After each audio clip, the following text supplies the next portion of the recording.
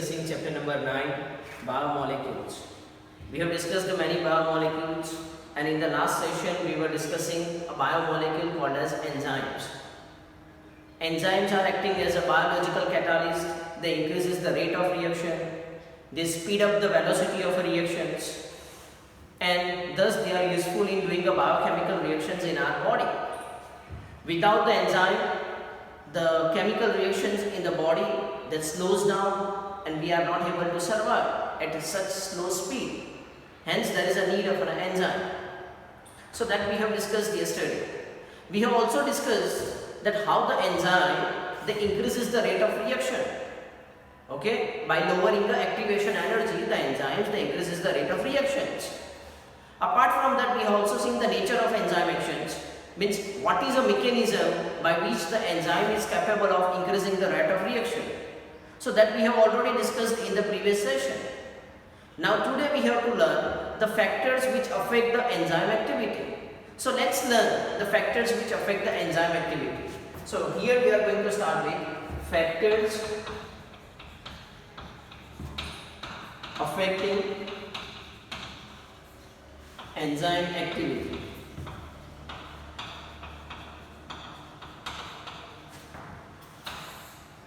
Factors affecting enzyme activity.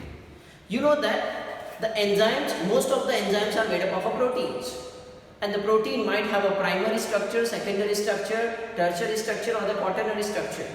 Here in most of the enzymes, the tertiary structure of protein may exist, and you know that in the tertiary structure there is a three-dimensional arrangement of single polypeptide chain that leads to a formation of active site. Active site, you know the meaning of active site. Active site is the services or the pockets which are going to be formed. Okay, and this is necessary for the activity of enzyme. Remember, the active site is necessary for the activity of an enzyme. But any factor that alter the active site or they alter the tertiary structure of a protein, they affect the enzyme activity. Anything which can affect, or any factor which can affect the tertiary structure of a protein or the active site, they affect the enzyme activity, and they are called as factors affecting enzyme activity. So let's first start with one of the important factors. So one important factor is temperature. Second factor which affects the enzyme activity is the pH. The third factor that affects the enzyme activity is concentration of substrate.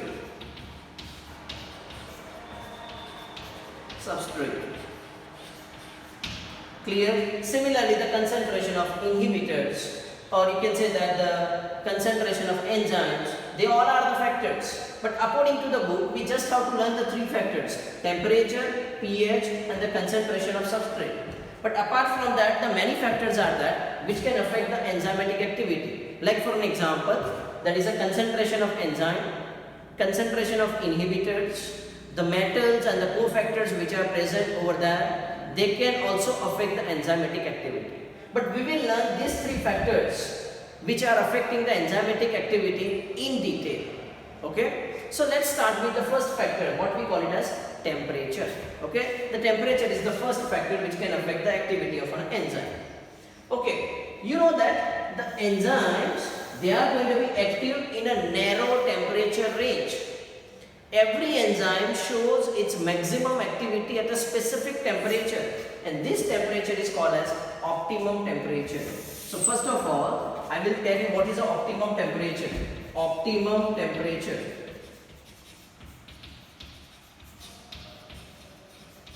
What is an optimum temperature?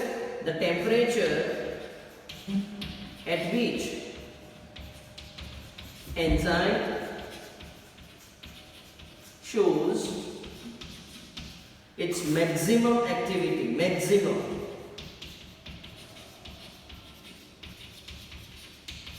Activity. This is called as optimum temperature. What it is called as? Optimum temperature. What is optimum temperature? The temperature at which the enzyme shows its maximum activity. This is called as an optimum temperature. So if you plot a graph of enzyme activity, versus temperature. Clear? Versus temperature. I am writing over here. I am writing over here scale 0 degree, 10 degree, 20, 30, 40, 50, 60, 70 and so on. This is the graph of enzymatic activity or the temperature. So usually this is a temperature. You can say that between the 30 degrees Celsius and the 40 degrees Celsius. Okay, here I have shown the temperature in the degrees Celsius. At the temperature between a 30 and 40 degrees Celsius, the enzyme shows the maximum activity. Suppose assume that this is the maximum activity. Below this temperature, below this 30 degrees Celsius, there is a decrease in the enzymatic activity, and above the temperature, above the 40 degrees Celsius also, the activity of enzyme gets decreased. So this temperature is called as optimum temperature. What it is called as? Optimum temperature. Okay, usually for most of the enzyme, the optimum temperature that lies in the range of 30 degrees Celsius to 40 degrees Celsius. This is a range in which they shows the maximum activity, and this temperature is called as optimum temperature. Any deviation from this temperature, deviation means either lower temperature or higher temperature, lower than 30 degrees Celsius or the higher than 40 degrees Celsius, they decreases the enzyme activity. Because what happens when the low temperature provides, at the low temperature the enzyme becomes inactive. I again repeat, at the low temperature the enzyme becomes inactive, and at the high temperature the enzyme structure gets a denatured, because we have already learned in the previous session and the last session that when a high temperature is provided, at the high temperature the tertiary structure of a protein gets denatured, degraded, and once the structure of enzyme gets denatured, it is not able to perform its function. That means it cannot speed up the rate of reaction, or it cannot increases the velocity of reaction. That is going to happen. Okay, so remember, at low temperature, lower than the optimum temperature, the enzyme becomes inactive. At a very high temperature, the enzyme gets denatured. So the enzyme activity gets decreased in high and the low temperature both. But the maximum activity you can show it at optimum temperature. Usually, where the temperature is going to be increased by 10 degrees Celsius. Usually remember, when the temperature is increased by 10 degrees Celsius, suppose if you assume that this is the activity of an enzyme at 10 degrees Celsius, okay, whatever it may be. If you increase this by 10 degrees, so 10 plus 10, it becomes a 20. So at every 10 degrees Celsius rise, the activity of enzyme usually gets doubled. It gets a double. So from 10 to 20, at 20 degrees Celsius, the activity of enzyme is double than the activity which occurs at 10 degrees. Same happens with 30, same happens with 40. But now when it goes beyond a 50, the activity decreases the half. The activity decreases the half. So suppose assume that this is the activity at 40 degrees Celsius. Okay, and this is the activity at 50 degrees Celsius. So if you compare this, the activity at 40 degrees Celsius and compare the enzyme activity at 50 degrees Celsius, the enzyme activity at 50 degrees Celsius is half than the activity which occurs at the 40 degrees Celsius. Clear? So every 10 degrees rise, either double the rate of reaction or half the rate of reaction. Because if there is a below 30 degree, then double the rate of reaction. If beyond the 40 degrees Celsius, it reduces the rate of reaction by half. Okay, so this is the effect of temperature on enzyme activity. In short, you just have to remember that the every enzyme shows its activity, maximum activity at optimum temperature.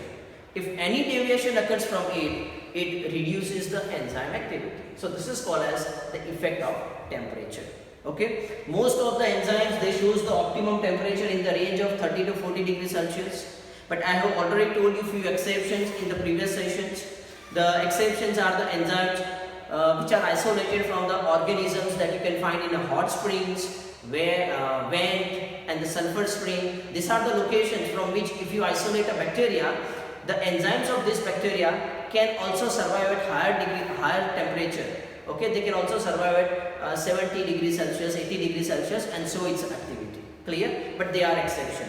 Usually the optimum temperature is in the range of 30 degrees Celsius to 40 degrees Celsius. So that is about the first factor that affect the enzyme activity. Same thing happens with pH. But before I start the pH, I will also tell you what is the shape of this graph. The enzyme activity versus temperature. What is the shape of a graph? It is a bell-shaped curve is going to be obtained. Which shape? Bell-shaped. Okay. Bell-shaped curve is going to be obtained. Enzyme activity versus a temperature. Okay. Next, now we are starting with another factor. Okay. And here the another factor is pH. pH means it is a negative logarithm of molar concentration of a hydrogen. This is called as a pH, minus log H plus. You might know the equation, pH is equal to minus log H plus. So it determines the molar concentration of a hydrogen which is present in it. Okay. Now suppose assume that this is a 7 pH. You know that the pH that is ranging from 0 to 14. The 0 is the lowest pH, 14 is the highest pH. So on the x-axis I am drawing the pH. On the y-axis, I am taking the enzyme activity. Okay? 0 is the lowest pH, 14 is the highest pH. 7. This is a 7, it's considered as a neutral. I hope you know that. The pH between 0 to 7, it's called as acidic. The pH between 7 to 14, it's considered as basic. So this is an acidic pH. And this one is in a basic pH. Okay, this is a range which is for basic pH, this is a range for acidic pH, and the 7th is neutral. Now, similarly, like a temperature, the enzyme also shows its optimum activity at optimum pH. Here the optimum temperature, now we are taking the optimum pH. What is the optimum pH?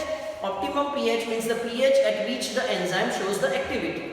Okay, or the maximum activity. I have to modify it. The pH at which the enzyme shows its maximum activity is called as an optimum pH. Some enzyme shows its optimum activity or the maximum activity at acidic pH. Some enzymes shows its maximum activity at a basic pH. Like take an example of pepsin. You know the example. Pepsin is an enzyme that is released in the gastric juice and that is responsible for digestion of a protein. This pepsin, they shows its maximum activity at acidic pH. Okay, that's why the environment of a stomach is acidic. Okay, if it is not acidic, then the enzyme doesn't become active. Pepsinogen doesn't get converted to a pepsin. You already know it. You might have studied in the 10th standard that pepsinogen converts to a pepsin in the presence of dilute hydrochloric acid. Dilute hydrochloric acid provides a acidic pH, and at this pH, the enzyme shows its a maximum activity or the optimum activity. So some enzyme shows the maximum activity at a acidic pH. Some enzymes are showing the maximum activity at a basic pH. So let's see. If you see that pepsin, if you take, then it shows the maximum activity around the pH like this, 2. Okay, so this is a pH 2. I say. Below this pH, below the 2, the activity gets decreased. Even above the 2, the activity also gets decreased. So this is an optimum pH. Optimum pH for which enzyme? Here the optimum pH of pepsin. This is one example. Okay. Similarly, I have also told you that some enzymes are also active at basic pH. So, like for an example, take an example of trypsin. Instead of pepsin, we are taking the trypsin. So this is an optimum pH of trypsin. Okay, at which it shows the maximum activity. Below this pH and above this pH, activity gets decreased or the enzymatic activity gets decreased. So similarly like temperature, here the shape of a graph is, like for a pepsin also the graph is bell shaped, for a trypsin also bell shaped. Okay, so here also a bell shaped graph is obtained. Ultimately you also have to remember that as the deviation in the pH occurs from the optimum pH, there is a decrease in the enzymatic activity and the enzyme shows its maximum activity at optimum pH. For some enzyme, the optimum pH is acidic. For some enzyme or the other category of enzymes, the optimum pH is in a basic range. Okay, so thus you can get a bell-shaped curve. The enzyme activity versus a pH graph. Okay. Now the third factor which affect the enzyme activity is a concentration of substrate. Okay, this is a concentration of substrate. This is a third factor which affect the enzymatic activity.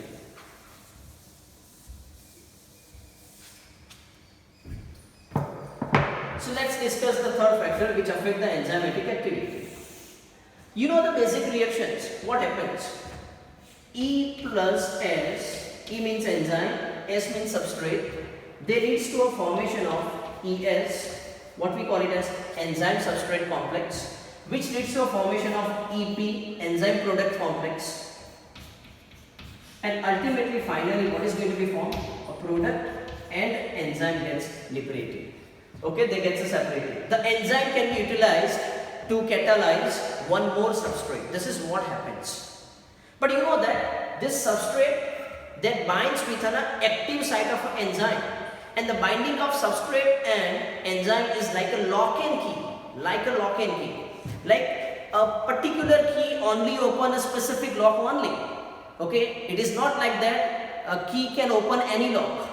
Okay, because there is a matching of the grooves. If there is a matching of a groove, then and then it can open the lock. Like suppose for an example, it is like this is a lock and this is a key. So it can only goes like this. It can only goes if it matches and can open it.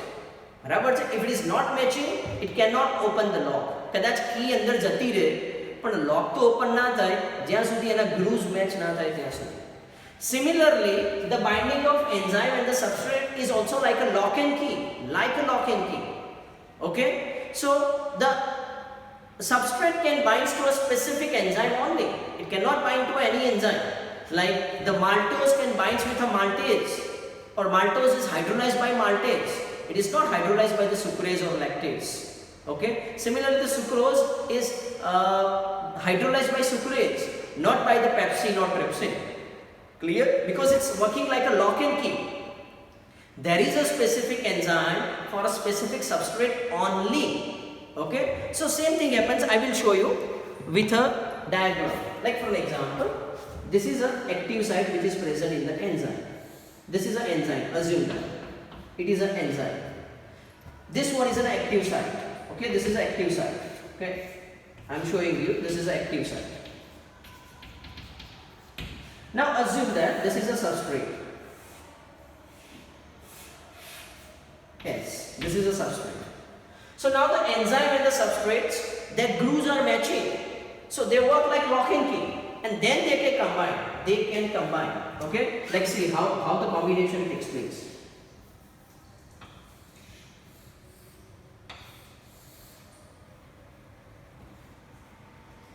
Clear? It can combine.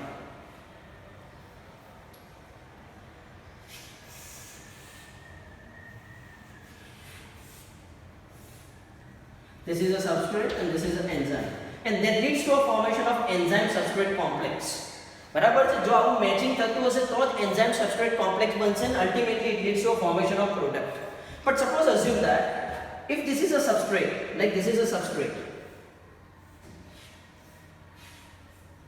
can it combine with this enzyme? Suppose assume that this is a substrate 1. For easy differentiation, I am giving this as a S and this is as a S1. So the S can combine with this E and form ES, but this S1, it has a different shape. So it cannot fit with this groove and cannot form the enzyme substrate complex. If it cannot, then the product is not going to be formed. Okay. So before learning this, the effect of concentration of substrate on the enzyme activity, you should know that how the enzyme works. The enzyme works like a lock and key model. Okay. If the substrate and enzyme fits, then and then the product is going to be formed. Otherwise, it is not going to be formed. Okay. So there is one thing is clear now, that a specific enzyme can only catalyze a specific substrate only. It cannot catalyze any other substrate. Like for a maltose, the enzyme is maltase, not any other. Okay. Clear? So this is what happens in the case of a working of an enzymes. Now let's discuss how the concentration of enzyme act, or how the concentration of substrate will going to act. Now I will also tell you one example. Like for an example, this is a bus. I am showing you, this is a bus. Okay, very small bus. It has just 5 seats. Or suppose assume that this is a car. It has 5 seats in it. Okay, assume that this is a 5 seats this is a car which you can denote it as an enzyme. Now there are people. Okay, they are the people. You call it them as a substrate. This is for just an example, for easy understanding. This is assume that this is a car. Now it is a 5-seated car and there are 2 people are present. Okay, here we are comparing the car as an enzyme and the people we are comparing it as a substrate. Now what happens? You know the function of this car. This car carry the people from one place to another. They help in the transportation of people from one place to another. Now these people want to go. Can they sit over here? Yes, they can sit over here. Okay, and they are transported from one place to another place in a single run. Now I increase the people. Instead of 2, I am taking it 3. Okay, so in the first case, only 2 people are going at a place. Now I am increasing the concentration. I am increasing the number of people. That means I am increasing the number of concentration. Okay, or the concentration of substrate. Okay, because here we are taking the people as a substrate. So can it carry 3 people at a time? Yes, it can carry 3 people at a time. So in a single run, the 3 people can carry. Now I increase this to 5 people directly. Instead of going to 4, you know that even it can also carry a 4. Now I take a 5. So the car can carry also a 5 people at a time because there are 5 seats. But now assume that there are 6 people. So can a car carry 6 people legally? No. At a time it can carry how much people? At a time it can carry 5 people. Okay, it can carry one more people which has been left, but in the second run, okay, in the first run it can only carry a maximum 5 people because it has a 5 seats. Similarly, okay, so as you increases the concentration of substrate, I am drawing over here. Okay, this is enzyme velocity or enzyme activity. And here the x-axis is concentration of substrate.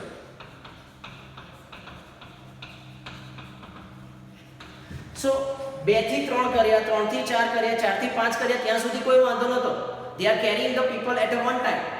But જેવું 5 થી 6 થયું એટલે they have to go for 2 runs. Okay, બરાબર છે, 2 ધક્કા ખાવા પડશે. The same happens over here. Okay, so initially as you increases the concentration of substrate, the rate of reaction gets increases, but after the saturation it becomes a stable, and this is called as maximum activity or maximum velocity, what we call it as Vmax. That is going to be achieved. Okay, clear? So initially the rate of reaction increases, then it becomes a stable, okay, or it becomes a saturate. Okay, and thus there is a effect of concentration of substrate on the enzymatic activity. Clear? So I hope so it is clear. There is a effect of concentration of enzyme. Now see the another thing. Now what happens? Now it is clear to everyone that substrate binds to a specific enzyme if it matches, because it's like a lock and key. So this substrate can bind with the enzyme, but this substrate cannot bind with this enzyme. Okay, so if this S, then it can be catalyzed. If S1, then it cannot be catalyzed. But there are also very smart people and the chemicals. Like for an example, see, if this is a kind of a structure I have, what I call it as S2. This is a kind of a structure. Now you know that what is a kind of a structure of enzyme? This is a kind of a structure of an enzyme. What we have drawn over here. This is just for your easy understanding. This is an enzyme. Clear? Now, does it fit in? The structure of S and S2 are not same. They are different, like you can see. There is a difference over here. Okay? They are not same. Actually, the enzyme is meant for this. Okay? Enzyme is meant for this S. But now it has similar looking structure. The structure of S and S2 are similar looking. The structure of S and S1, they are completely different. But the S and S2, they are similar looking. Now what happens in this case? Here with this enzyme, the S can also bind, even the S2 can bind because they are matching, their grooves are matching. So what happens? The S and the S2, they compete with each other to bind with this site. બરાબર છે? Like માની લો કે અત્યારે તમારી સામે benches પર બે seat છે,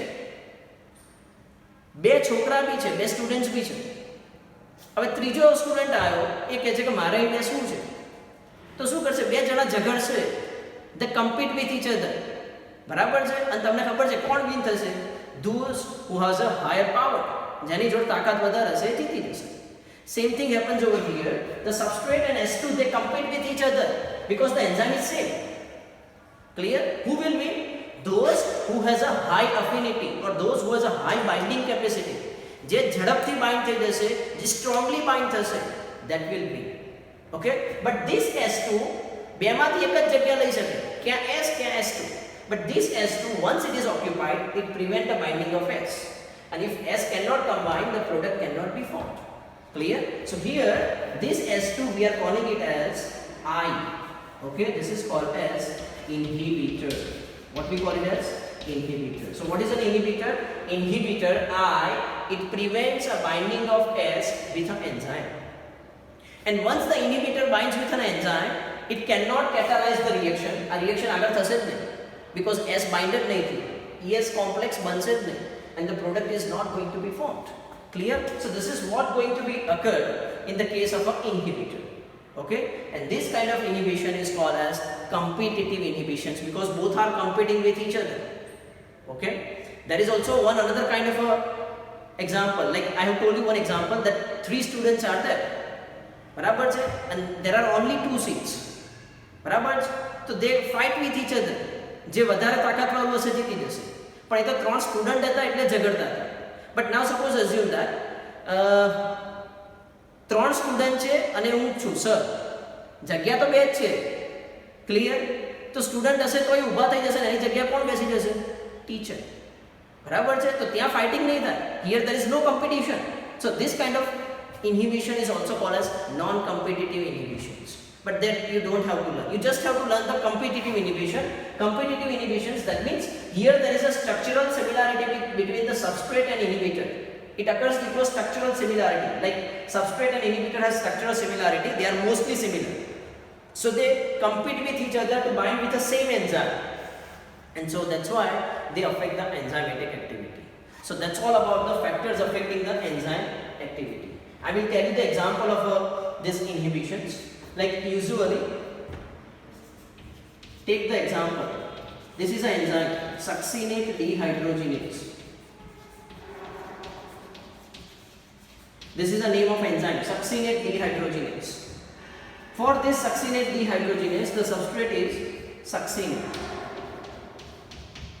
Succinate is a substrate. So usually succinate is going to be converted into some other moiety. બરાબર છે? Clear? But a similar looking structure like a succinate is a mevalonate. If you see the structure of succinate and mevalonate, they are same. Actually, succinate binds with this enzyme. Okay? પણ એ જગ્યાએ હવે બે છે કે બે સરખા જેવા structure છે. mevalonate and succinate has similar type of a structure. Not exactly same, but the similar looking structures. So the mevalonate and succinate will compete with each other because there is only one enzyme. Rather, they compete with each other to bind with the same enzyme because for both of them the same enzyme. JP bind થશે એ પ્રમાણે આગળ reaction થશે. succinate bind થશે તો આગળ થશે, mevalonate થશે તો બીજું કંઈક બનશે. Clear? A product is not going to be formed. What is desired? Okay? So that's all about the factors affecting the enzymatic activity. Remember, these are the 3 factors which affect the enzyme activity: temperature, pH, and the third one is concentration of substrate. Students, learn it properly. This is an important short note regarding the examination point of view, so learn it thoroughly. Students, keep learning, keep watching, and like and subscribe this channel. Thank you for watching.